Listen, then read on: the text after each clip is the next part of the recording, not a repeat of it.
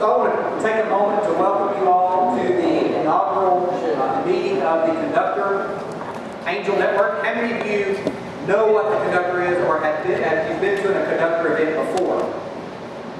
Most of you? Okay. Well, we are a public-private partnership between the University of Central Arkansas and Startup Junkie Consulting.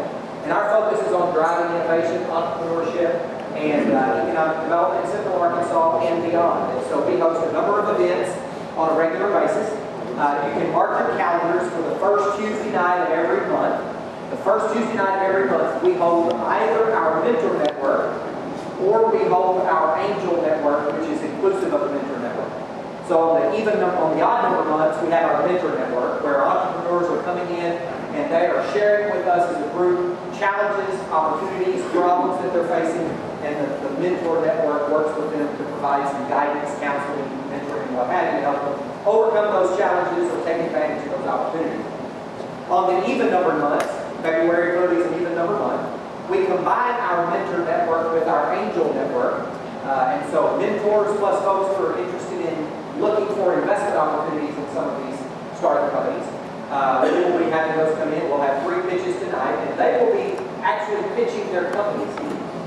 Different than what we do on the mentor-only network nights. They will actually be pitching their companies, and some of you may be interested in investing with them, and we would ask that if in fact that is the case, that you talk to them after the event. Their pitches tonight are not technically a solicitation for investment. They're sharing with you about their companies, and if you're interested, you can talk with them offline about that after the session tonight. But they will actually be pitching. The other thing is that we will be giving them feedback on their pitches. So we'll be sharing feedback via that paper-based form or the Google form that you received, and we ask you to be diligent in that, fill out those forms. We provided you food, we provided you drink, and so the only thing we ask in return is that you engage with these folks, you ask them questions, you provide any guidance that you may have, but that you also give them feedback. Fair enough? Who thinks that's a problem? Okay, good. So we should get 60 forms tonight. We'll fill them back in and send. And so what we do is we actually compile all of those, and if you use the Google form, they will compile automatically, obviously, and then we'll be giving that feedback to the individual entrepreneurs tonight. Fair enough? Questions? Anybody? Okay. Are we ready to get started? All right. So welcome tonight, if you will, Mr. Greg Ellis, who's with Mortgage Peer Network. Okay, good afternoon, everybody. My name is Greg Ellis with Mortgage Peer Network. I am very happy to be here tonight and tell you about our company. What happened there? I swear the presentation has more slides than one. Yeah, that's the right slide. No. That's it right there. That's it. All right, so as I said, my name is Greg Ellis with Mortgage Peer Network. My background is in mortgage banking. I was mentored by a guy named Ron Struther, some of you probably know. Jim Carroll, our first commercial mortgage years ago.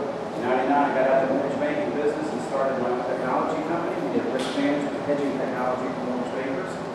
And I've got a very extensive background in software development. You think, how does that go together? Well, I started out as an aerospace engineer and ended up with a degree in finance, so a little bigger. My co-partner is Dave Nemster. He's in Charleston, South Carolina. Dave has got an impressive resume of executive leadership at companies like Fannie Mae, Check Free, Fair Isaac, ISG, and others. One of the things that Dave and I have come to realize in the mortgage industry right now is that consumer perception of their lenders is being impacted by changes in regulation with breaking processes and causing things to break in the process with the lender and the borrower. And so what we do is we fix that problem. And let me give you a real life example. This couple you see here, this is Katie and Tanner Lackey. They're a newlywed couple, both recent college graduates. Katie's from U of A, and Tanner, we won't say too much about it because no issue. They bought this house you see behind them May 20th of this last year. As first-time home buyers, you can imagine it's a very stressful time for them. They went through the process and slowly gained a great deal of trust and respect for the loan officer until the Friday before closing. They had questions on the disclosures. It didn't make sense. And the loan officer said, "Hey, don't worry about it. Just go close the loan." That was very deep. She was not happy. Called me all the way. This guy is, and I can't say the rest of what she said about it. She wasn't happy. All right, so why does that matter? Why is that important? Well, this is why it's important. If you go out to sites like Inventory and you look at lender reviews, you see things like this. Can't review documents fast enough. You know, there's some really scalding remarks made too. We can't put on here. Here's another. This is even more important. I'm going to close my savings and checking account. Now, what banker in the room wants to see a mortgage customer saying that oh, by the way, all that trust money I got in your bank is going away? So, this is why it's so important. 86% of consumers say a negative review they see online will impact their buying decision. 86%. Now, there's a silver lining to this cloud. 95% of unhappy customers say that they will return if management addresses their issue. All right, so as long as you're proactive in fixing the problem, you got a chance even when you mess up. Our solution is pretty simple. We show lenders how operational performance impacts customer satisfaction and how both of these compare to other peer lenders across the nation. All right, this results in better experience for the customer, protection of their online reputation, which is becoming more and more valuable today. Also, it helps to reduce costs by improving processes and helps them increase repeat and cross-sell opportunity with those customers as well, getting them more revenue. All right, currently, what typically happens today, a lender will send a survey out at the end of the process. Hey, we closed your loan, how do we do? You suck. Okay, it's too late then. You can't fix it then. All right, now, other ways that people are trying to address this with commercial CRM solutions, BI systems, all of them can help in some form or fashion, but none of them check off all of the boxes that Mortgage Peer Network checks off. So here's how it works. We collect data from lenders all across the country every day. Then we take that data and we use it to trigger milestone-based surveys. Every step of the way we're sending out surveys to customers, and we're evaluating those responses, currently getting over 22% consumer response rate, which is really good versus what we'd have expected to see. Now, when those responses come in, if somebody's very happy, we give them a super easy way to promote their lender in social media. Hey, why don't you tweet about your lender? Okay, and they do it. If they're not happy, it raises a red flag alert email that goes out to management. Management can address the issue that instant. It goes to the loan officer, it goes to everybody else involved in the deal, and we take care of that customer's problem right then. We have a portal where the loan officers and managers actually log in all of the responses and communication with the customer. Then they compare all of their information to their peer lenders. So how are we doing on turn times? How are we doing on workloads? How are we doing on customer satisfaction versus everybody else in town or everybody else in the country? Then they can take corrective actions to fix things, better training, set better expectations for their customers. And then finally, we can use predictive analytics to analyze new loans coming in to possibly red flag loans that have a high probability of going in the ditch in the future. So this is some data we pulled out last month. This is actual client data out of our production system. This client, we tracked from November, December, and through January. Their customer satisfaction improved tremendously to the point they're almost getting perfect marks now, and they were not getting almost perfect marks 3 months ago. The second chart shows you the percentage of red flag alerts that they received. How many responses came in that triggered a red flag alert? You can see it went from 15.5% to 0.81%. These are questions like, would you recommend this to a friend or family member? No, I wouldn't. That went from 18%. I'm sorry, that particular question went from 18% to 0 in January. That's worth a lot of money to that lender. Now, our target market is U.S. mortgage origination firms. There's about 16,000 companies. We figure about 7,000 of those fit our target profile. We also pulled up a report from Velocify that says lenders are poised to spend more money on technology in the next 2 years. You can look that up online as well. Our sales strategy for going after these lenders is twofold. First, we're going to use a traditional direct sales method. This is a combination of inbound and outbound marketing methods. What I love about this is it's engineered, right? I'm an engineer, it's engineered. All right, it's predictable, it's replicatable, and it's testable. We can test our messaging going out in the sales cycle. The second way, and this is a proven method we've used in another company, is partnerships with other companies that have the same people we want as customers. These firms you see are loan origination system providers. They provide hosted systems for the lenders. We've already partnered with a couple of these. We'll talk about that in a few minutes. It gives us an opportunity to promote our products to these lenders, but more importantly, it gives us access to hosted shared data. All right, now, this is a great time for Mortgage Peer Network, and I can go on and on talking about the changes in consumer buying habits. The fact that all the data is hosted in these common data centers, it gives us easy access and easy integration. We could talk about the impact of digital strategy and marketing, but really, Fannie Mae says it all right here. They published their consumer sentiment survey, or lender sentiment survey last summer, and they asked 2 questions. If you were going to invest capital in your operation, where would you do it? Why?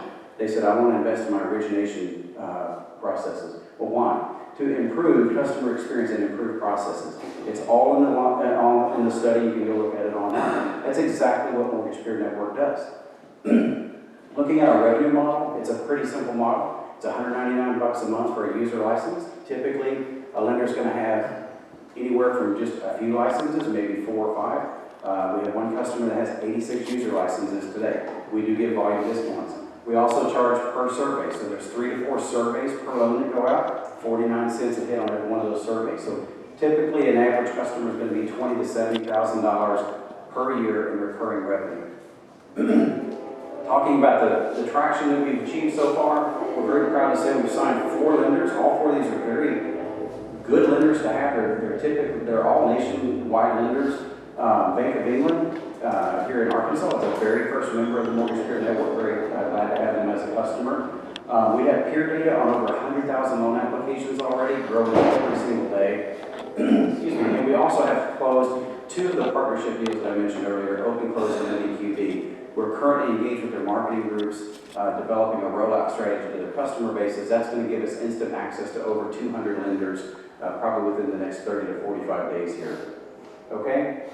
Looking at our financial performance, by year 3, we hope to have about 250 customers signed up, and that will be putting us around $10 million in total revenue. Year 5 would look to be at around a $20 million revenue run rate. All right, so today we're seeking $500,000. We don't need money to build a product. We don't need money to build a solution or test an idea. We need money to put people in place in implementation and support and sales. We know we've got a flood of customers coming through these partnership deals.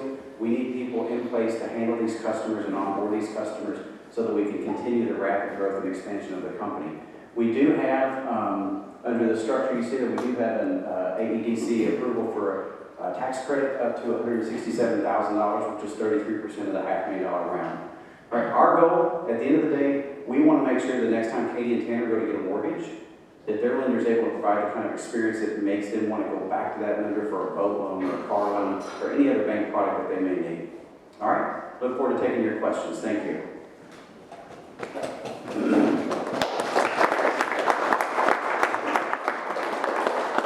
Questions? Greg. Greg, 22% of respondents who are the recipient of a mortgage respond to your initial survey. Is that what you said? That's correct. As of January, it's been as high at different times. It's spiked up as high as 28% of consumers responded. So tell me the split between happy and unhappy. So what you would expect to see in a survey is people that are really unhappy would be the more likely to respond. We've seen a really good dispersion of responses. It seems like people are almost just as happy to tell them how good they're doing as they are to tell them how bad they're doing. And there's a lot of responses that are doing okay. One of the things that came up in our marketing research was that consumers today, especially millennial consumers, which for those lenders in the room, that's your next customer set for the next 20 years. Millennial consumers want to be not just part of the process, they want to be engaged in the process. They want to be part of the process. And they want to use their devices to do that. They want to be not just communicated to, but they want to be involved in the entire process. So we're seeing that as we see younger borrowers come through, we're seeing a lot more people that are willing to say, yeah, you did a great job, and respond. Yes? So are you having any kind of, is there any indication that there are certain customers that don't like the service that you're adding on? Like basically they're annoyed by the fact that you're kind of polling them throughout the process. How long are the surveys? So the surveys typically are 3 questions, 3 to 4 questions with smiley faces. I mean, so easy, just and you're done. And the other thing I can tell you, I think since October we've probably had 12 consumers nationwide opt out. So how about any kind of metric along the way for you guys to know how you're doing, if any? Because you said you're getting 22% return on those? So how about the 78%? Do you have any way of knowing if they're upset that they're getting questioned about? If they don't respond to the survey, I don't know that we really have a technical way to do anything other than, if they go out in Twitter or on Google and do a review and just smash the lender online that way, but we wouldn't know, whether they received our surveys, if it went to junk mail or whatever. But we do track the open of the email, so typically about 70% of the people actually open the emails and look at the notices that we send out to them. Yes? What kind of competition do you have? So the biggest competition we have, other than just people sending out surveys on their own at the end of the process, is a company called Stratmore. Stratmore is they're a little bit ahead of us in terms of customer base, but they're way behind us in terms of what we're doing. They don't provide peer analytics based on loan information, and they only provide survey services at the end of the process. And that's just not good enough. I mean, because the guy that makes it all up to underwriting, and then the contract falls through, the seller pulls out, the property doesn't appraise or whatever, they don't know anything about that guy. I mean, it's just as important to do just as good a job for that borrower as it is to do a good job for the guy that closes the loan. So we're trying to give a more holistic view of the entire process. Yes? Financial institutions are not really known to be that cooperative. Can you talk a little bit about this notion of a peer data set and how you're going to pull that off from a standpoint of growing it to scale where the data really becomes meaningful? It's a great question. So bankers are a little bit different, and I was a banker, so I can say that.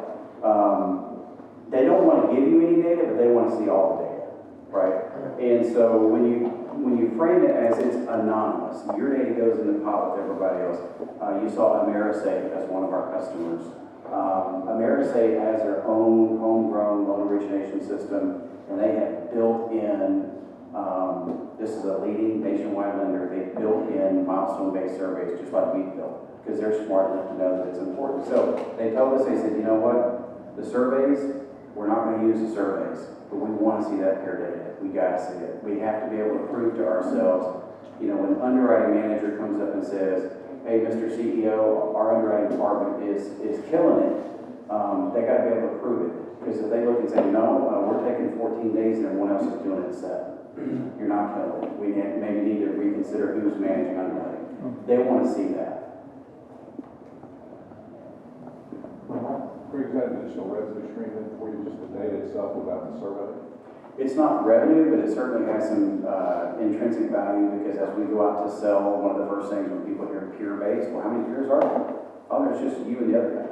Well, that's right. That's a hard story to sell. So there is value, but not revenue for it to come in. We do think that in the future, we have some ideas on the chalkboard about, I guess now it's whiteboard though. Anyway, we've got a chalk scoreboard for our dartboard in the office. But there are some ideas that we're cultivating for monetizing just the data itself. Not necessarily for lenders, but for research and other people. If you want to go in and open a bank or a mortgage company in a particular market, and you want to do some slice some data to look and see, well, what are all the lenders in that market doing? How long does it take to underwrite? What kind of resources do they have? What kind of workloads can they handle? And we can show them all that kind of stuff. You're going to have one more question you're going to want to get with after the session right here in the front row. Okay? Okay. All right. Thank you so much. Round of applause. Please take a moment.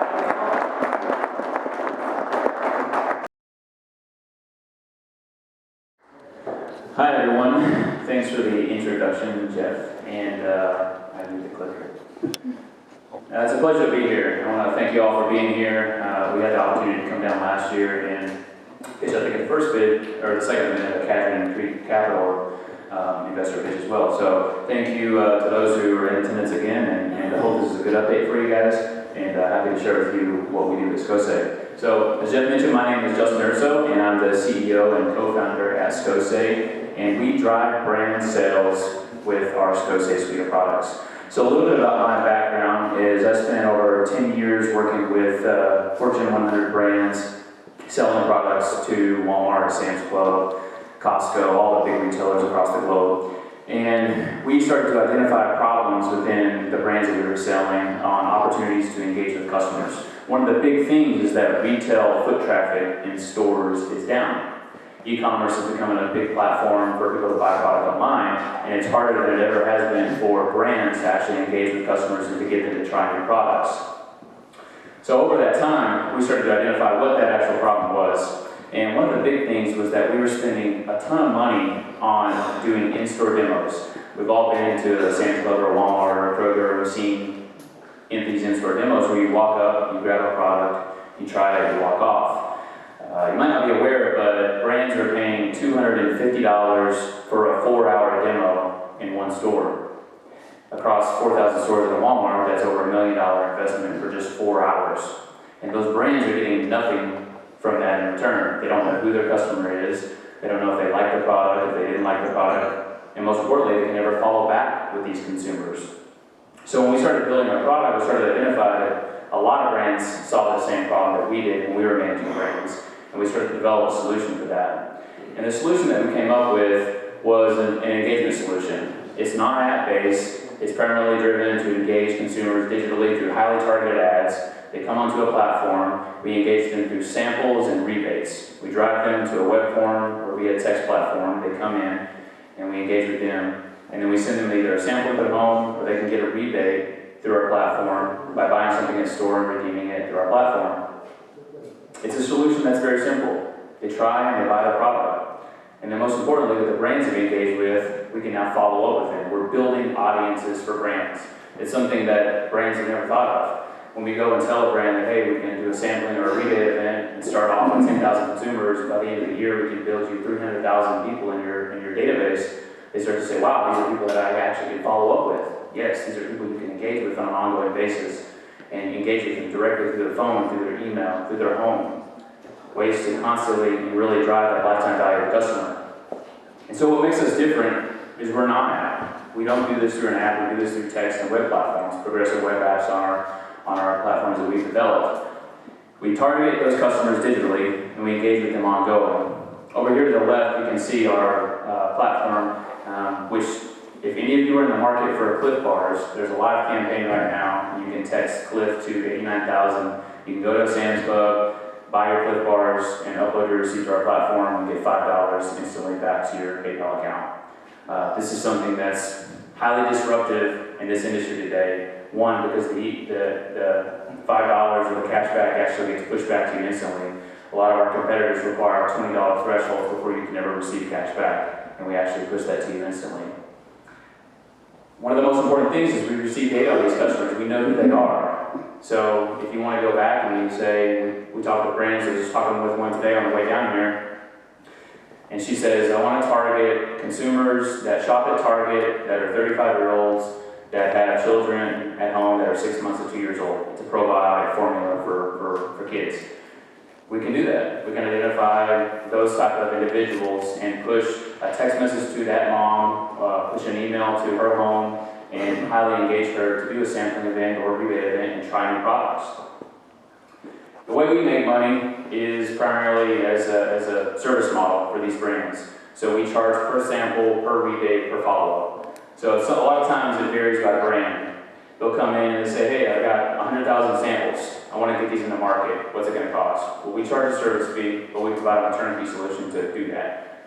If they want to drop in rebates, we charge a service fee. So that ranges from 75 cents to $1.75. It just depends on the value of the product that they're looking to get out there. If they want to follow up and engage with them in a survey or some other message or email, we charge a follow-up fee as well. So what we're doing is we're building these audiences and we re-engage with these consumers ongoing. We're finding ways to continue to make additional revenue as we continue to follow up with these consumers. Just to give you an idea of what this looks like on the backside, this is a dashboard that automatically we built that uses OCR technology, optical character recognition technology, that validates receipts once they're uploaded. So to give you an idea, a receipt comes in and our system automatically identifies whether it's a unique receipt, whether it's got the proper item and validate, it's a valid purchase date, and whether the item's been found on there. This might seem kind of simple, but there's a lot of stuff going on in a receipt, as you can imagine. When you receive these receipts, These are all the things that kind of come in. There's lots of items, there's lots of information, and we parse all that information out. We heard a little bit about additional data streams in the last presentation, and that's something that actually we're looking into because we're capturing a lot of data in regards to the receipt.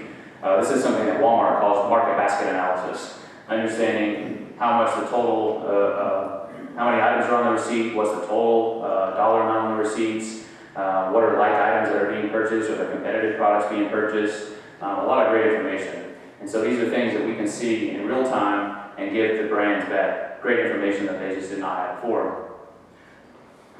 Another thing, we can apply these rebates instantly, as we mentioned, pushing the money back to the consumer at the push of a button. This is a text message.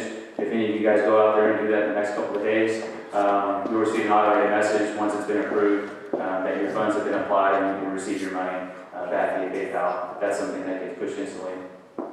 And kind of give you an idea of what a conversation looks like with the consumer. So if some of you texted in by chance, this is kind of a flow that you'll see. This is back on our dashboard. We can instantly engage with consumers on an ongoing basis. But you can see this consumer texted in the word Cliff, and they went through the entire process all the way back down to just yesterday. When I pulled this out, she got her money back for the Cliff Bar rebate at Sam's Club. So in terms of market size, we're a retail technology company. We work with brands. It's a big industry. It's an $18 billion industry. Projected by 2020, that's the amount of shopper marketing dollars that will be invested in this industry. To give you an idea what shopper marketing dollars is, that's the dollars that brands budget to invest at retailers, basically.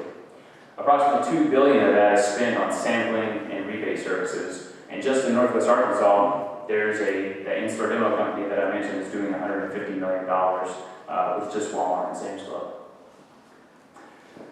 A lot of people ask us, why us? Well, we've developed a scalable solution.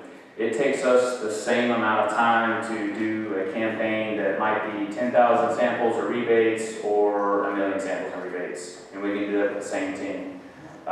Anytime we've engaged with the customer in the past, we've 3 times the revenue that we've done with them in the past year, and we're building on these brands initially through these trial and tests, and just continue to add more. And we built a turnkey solution for these brands, which is ultimately at the end of the day what these marketers are looking for, something that they can just plug and play and press go. In terms of competition, there's really an old way of doing business and a new way of doing business. There's a lot of these, what we call least digital friendly ways, which is kind of the in-store demos, the Sunday mailers. If you receive a Sunday paper still, not a lot of us do, you'll see coupons that come in the paper. That's kind of the old way of doing business. The new way of doing business is digital rebates. In-store or at-home sampling, not the in-store sampling, the in-home sampling. And we offer a solution that really bridges these 2 gaps. In terms of the competition, our competitors, they're doing thresholds for money, they're app-based, they have certain limitations that really can't be offered to brands and services. And we really provide this back to the brands and service. We're still a small team. We've been around for a few years, but we're starting to grow. And we feel like this year is really one of those pivoting years we're gonna finally break through the ceiling. So it's been an exciting time. My other co-founder, Jason Corey, he's our Chief Technology Officer. He has 20 years experience as a retail engineer and automotive engineer. And it's been a great piece of our team to help build out the technology. And Clayton here, he's been a real ninja on the development side of the tech and really building a sustainable platform that's scalable. We're working with a lot of different brands, but these are some of the 4 major brands that we're working with today on a daily basis. As I've talked a lot about Cliff Bar, Tyson, who's in our backyard in Springdale, Nautica, we'll have a big campaign coming up with them here shortly, and Snyder's Lance as well. So in terms of what we've done, in the last year, we've acquired 300,000 users on our platform, and we did that just in 9 months.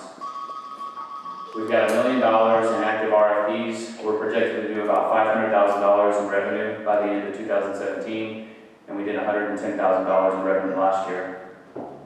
If you're unfamiliar with the retail marketplace in Northwest Arkansas, I love to show this slide just because it shows the stuff that's been occurring in the last just couple of years. You can see over on the left, these are some of the highlights of companies that have been acquired as retail technology companies. Companies are partnering with major retailers such as Walmart and Sam's Club. There's a lot of growth companies out there that are scaling. And these are some of the acquirers that have been in the marketplace acquiring these companies.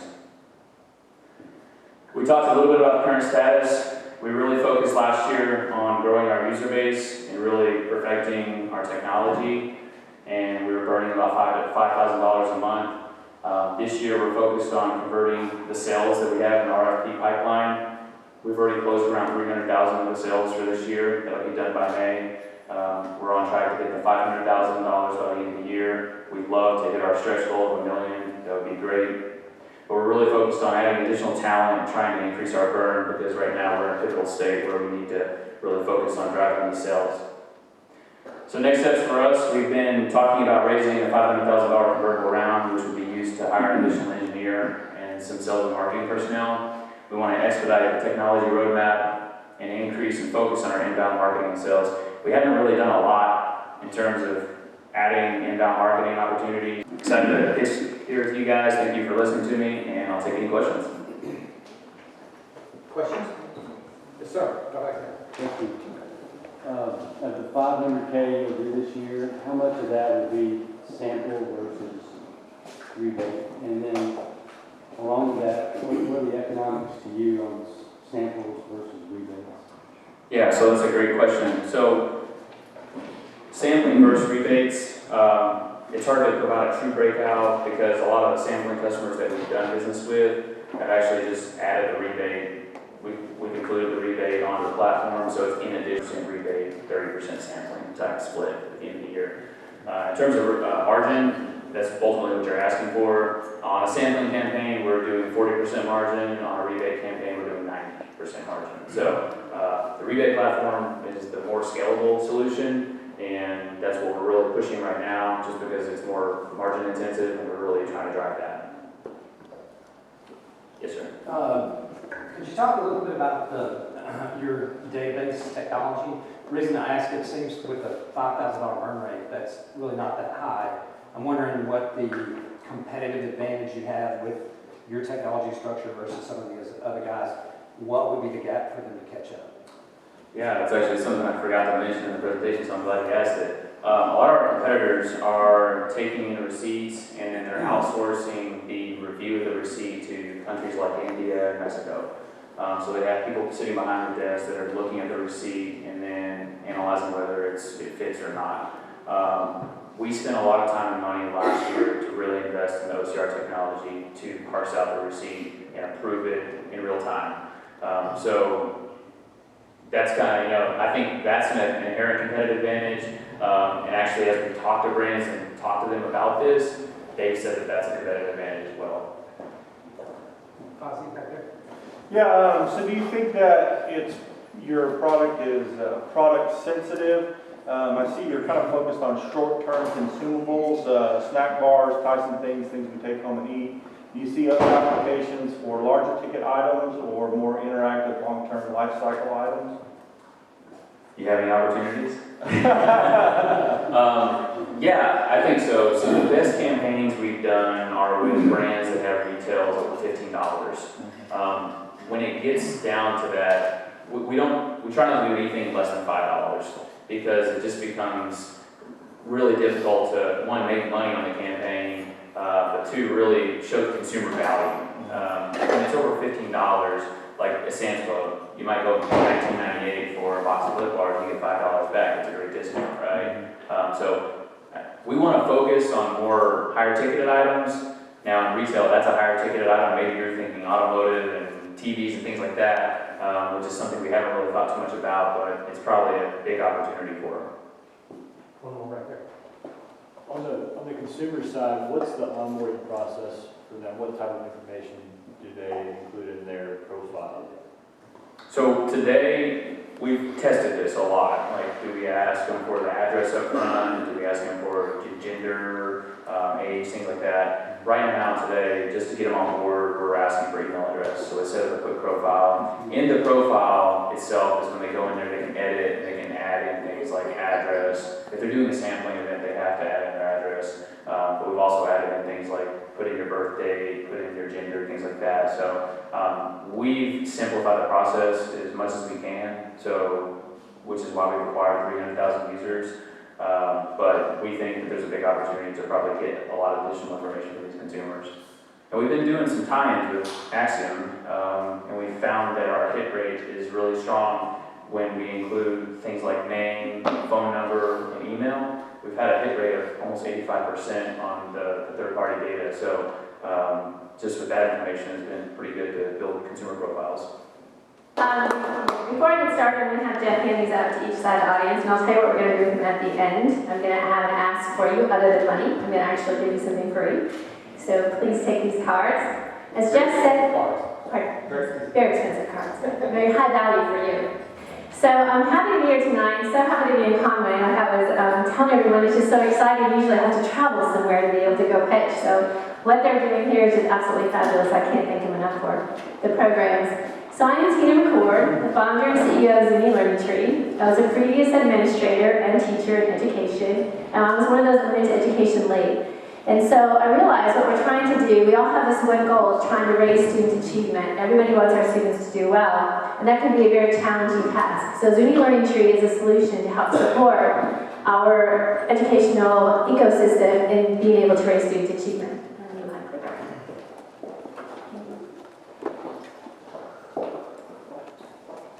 And so we'll take a look, just talk to you really quick, a little bit idea about the educational market. And so we spend $1.6 trillion on education. It's a $12.38 billion projected market in 2019 for ed tech in our K-12 market. And right now, the educational system is highly disrupted. So technology has come in and totally changed the face of what's happening. We're talking about personalizing learning. We're talking about bringing devices to everyone. And on the outside, that sounds really great. On the inside, it's quite a challenge to be able to do effectively, to be able to do it in ways that we're talking about raising student achievement, not merely entertaining our students.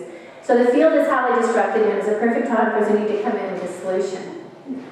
Our customers and our end users include administrators, teachers, student teachers, families, and of course, our pre-K through 12th grade students. It's all about helping them. It's all about the students to raise the student achievement. And what kind of issues do these guys face when they're working with trying to raise that student achievement? Our administrators face budgets. The budgets are continually changing, and they're trying to use that money to find the best resources and tools and the staff to be able to all work towards that same goal of raising student achievement. And then the policies that come through, we know with every government, it changes. So they constantly just trying to keep up. We know right now everybody's afraid of what's happening with our new political moves that are taking place. And then we also have equitability. So if you're a student, if your child happens to be with a teacher who's very comfortable with technology and implementing that, then they're going to get access to those tools. But if it was a teacher who isn't, who didn't have time to go find tools, they're not going to have it. So how do we bring equitability to help raise student achievement for everyone, not just some? And then when we look at teachers, everybody's heard there's not enough time, and there's really not. When I first went into education, I walked into the classroom, I said, they want me to do what? With what? When? It just was crazy.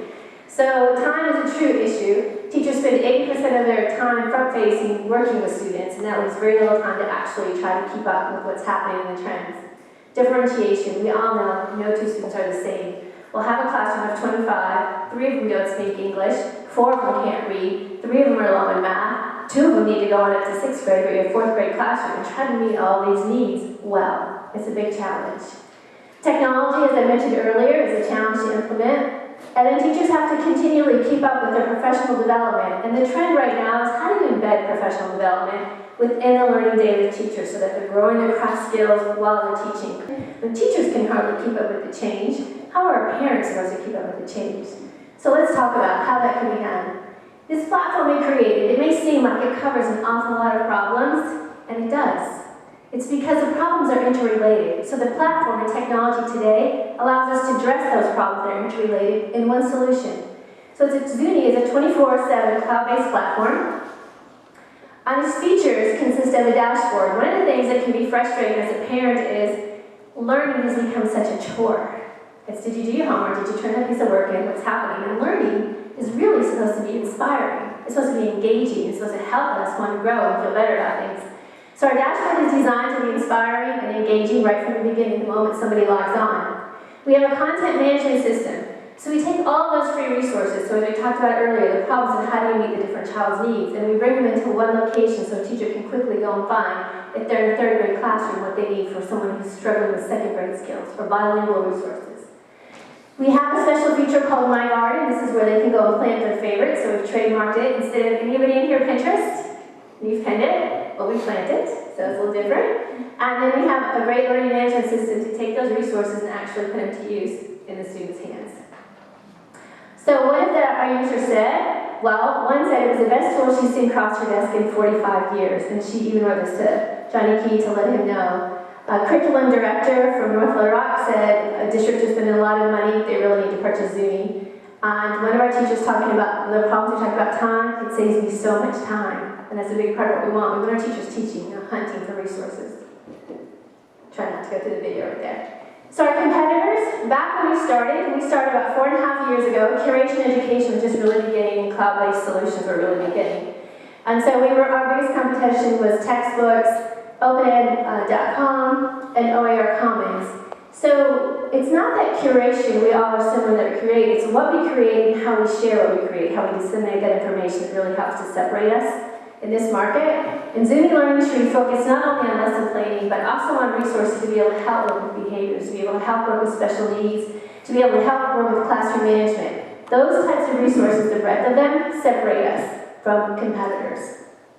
So did we address all of our needs? Through Zuni, districts can save money because now they can look and see where I can look at the free resources and do I really need to purchase these resources that cost millions of dollars. They can also save money by getting more use out of resources they have. They're all focused on raising student achievement. Teachers are saving time because the resources are in one location and easy to access and the platform is easy to use. And our families have that same tool that teachers are using to be able to know how am I going to support fourth grade education and how am I going to know what they're teaching at fifth grade when my child is about to head that direction. So differentiating is easier, policy and also collaborating. So Zuni Learning Tree puts all those things in one location to address the problems that we talked about. So our business model is an annual subscription, and we go to market in two ways. We can go B2B, so we can sell straight to schools, and we can sell to school districts and states. Or we can also sell online to individual teachers and parents as well. So in the B2B market, that's a $936 million market opportunity. We sell at $99 per year per teacher and $9.99 per student per year. So for $10, your student, your child can have access to everything and see what's going on in the grades. And you don't have to hunt Google. You don't have to bookmark the next web address they send home and ask you to bookmark. It's already right here for you to do. And parents say they love learning along with their child. Just for an example, quick example, we had one parent who came up on parent night and he said, I have to tell you I cheated. I said, what do you mean you cheated? He said, well, I got a new job and my boss told me if I went to Microsoft Office I could get a raise. That was a very swift I didn't know where to go to learn it. So his son put him on Zuni. He went through the word processing Microsoft Office tutorials and got started. So we're talking about coming into families. This isn't just about schools. So our B2C market is $99 per teacher per year, and families are $70 per family per year. So financial info, so we started in 2012, 2014. I didn't know anything about building technology. It's been quite a ride for the last 5 years. So we started with North Little Rock, and we did pre-sales. We pre-sold the idea of putting everything in one location. And we did that for 2 years for math and science, and then literacy and social studies. And then in 2015, we hit that part where now we had to learn how to take the product and how are we actually going to scale it. So we went from North Little Rock, and now they had a proprietary system, and we went out and we sold to 16 early adopters in the state. And we gathered the feedback to find out, is our bubble really working, or is it just something we did great in North Little Rock? And it was a resounding that it was working well. So we took that information, and then we went and joined in Little Rock, their venture center at that time, and learned all about raising capital and bringing money in. So in 2016, we went for our first round, we raised our money, and we completely took that information and rebuilt our platform. So we're in the middle of negotiating our contract with one here locally, and they're in 90% of the state of Arkansas. Arkansas's value, if you took 484,000 students and you averaged at $10 a student, that's a $4.8 million opportunity. So we're going to be working with him to capitalize in Arkansas. Memphis alone is a $1.2 million opportunity annually. Now we will work to try to work towards a 3-year commitment to be able to actually really make a difference and an impact in that state. Georgia, we're working in Fulton County. We just met with them last week and are meeting with them again this week. It's 85 elementary schools. So when you go to the large districts, you have the opportunity to be able to bring in revenue quick because we can go straight to all of them. And because at $9.99, they're saving so much money in so many different directions, it's just almost like, how can they not sort of get it? So that's how we're planning to really move out. Here's our projected 5-year revenue as we're moving through. This is for our B2B sales only. This doesn't include our B2C. That's a market we're really tapping into, and we'll work on our projections after we spend a little more time in it. But to give you an example of a B2C market, there is ABC Mouse. They started in 2010, and they just last year bring in $100 million in revenue annually. They hired 350 people. They raised $150 million and a $1 billion valuation. EdTech is huge. Opportunity is huge. It's big to be there. That could be us. It could be another company out of Arkansas. So let's get this to our teachers and say it started here. Another opportunity we have where we can go is with corporate partners. So today at 1:40, I just pushed submit on an application for AT&T Aspire Accelerator. AT&T Aspire helps put you in touch with those corporate affiliations. They can help you to take your product to market rapidly. So we also have community partners, state and local chamber of commerce. So I'm working with Brett Lacey here. We've been talking about how can we bring this to Conway, what can we do? How can it combine the chamber's efforts and help people to live locally? So in our widgets right here, you can have a chamber of commerce widget, and teachers and everyone can know, hey, what's happening in our local community as well. So we're about looking local as well. So those are other opportunities. Where we are currently, so we opened our round in February last year. We're raising $650,000 on a 4.35 pre-money valuation. We have funded 310. We have funded the other 100,000, and when we finish closing the round, we'll be able to apply for the state matching funds of 120,000. So we have 340,000 open right now. We're approved for the tax credits. Is anyone in here familiar with the tax credits? Okay. Maybe not everybody, so let me give you a quick overview. So if you invest $100,000, the state will give you $33,000 back in tax credits that you can then apply. So really you're investing $66,000 in cash instead of $100,000 in cash. And if out-of-state investors can actually sell those back to the state. So the AT&T Aspire Accelerator application that we just submitted today, they do a general contribution of $100,000. So they don't take it in any stock, any equity. It's just a contribution. And then we've applied for an SBIR Department of Ed grant for $150,000 to do a study on how OERs, open educational resources, can positively impact achievement for students in special education.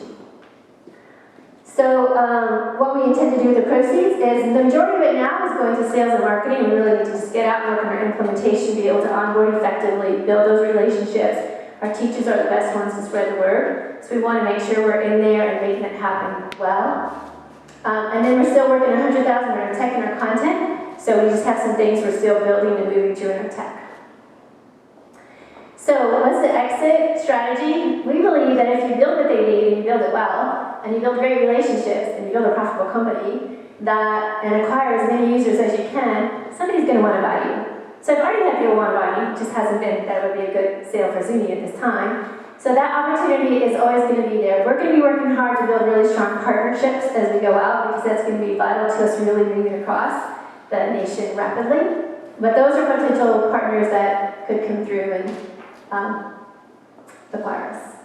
Our team, myself, John Reed is out of Georgia. He's the connections with Tennessee and into Georgia, and he's really moving and shaking those two states. Scott Schellemeyer is our CTO, and Shell is working with us on marketing. And this is our advisory team. A lot of these people you guys probably know.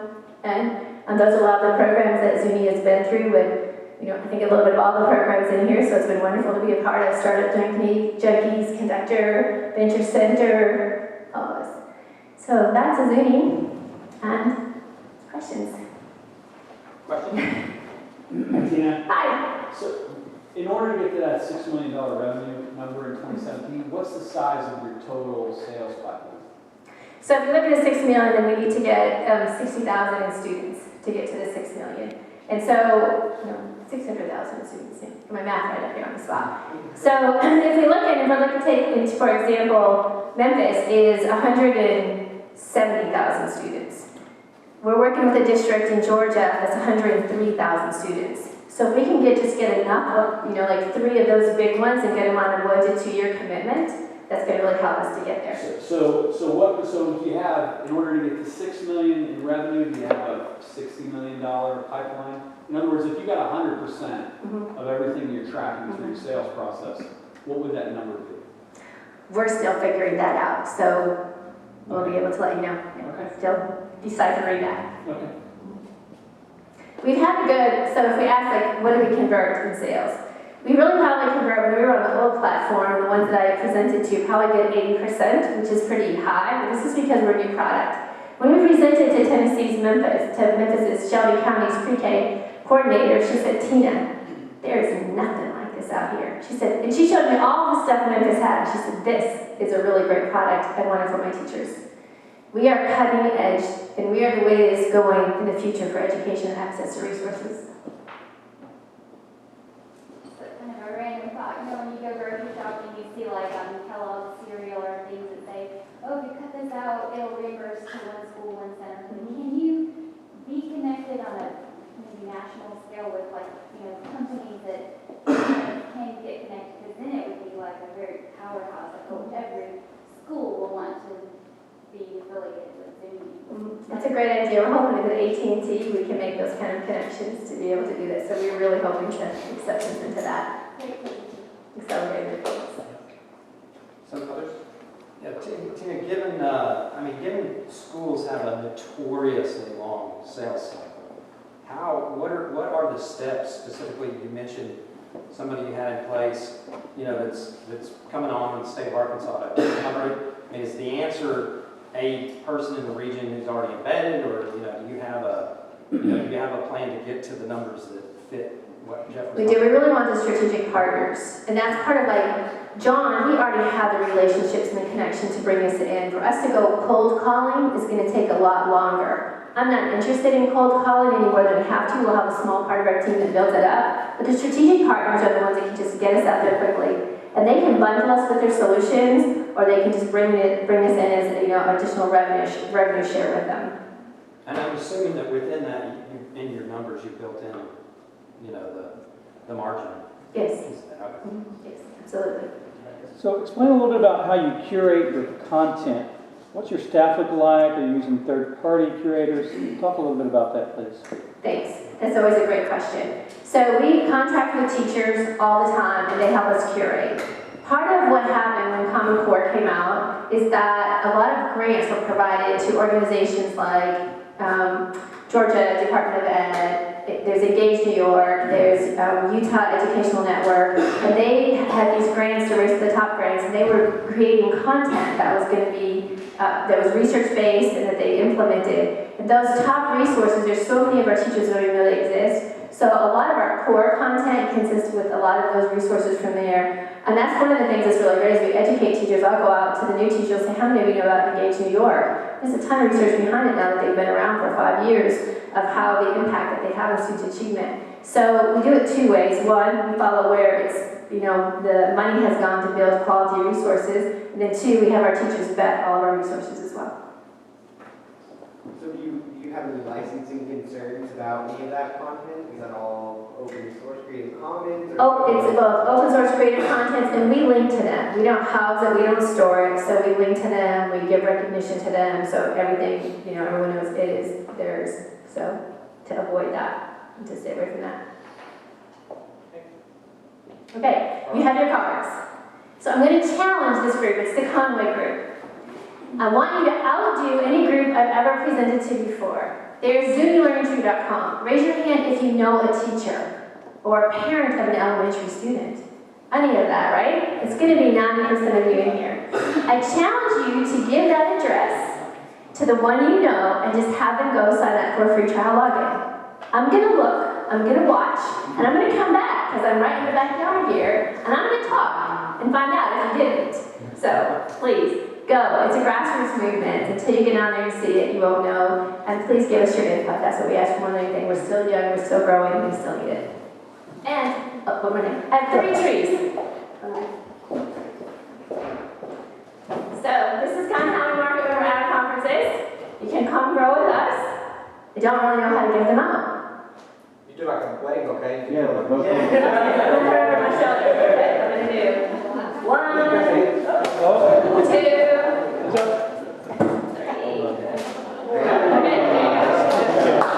of applause. Thank you.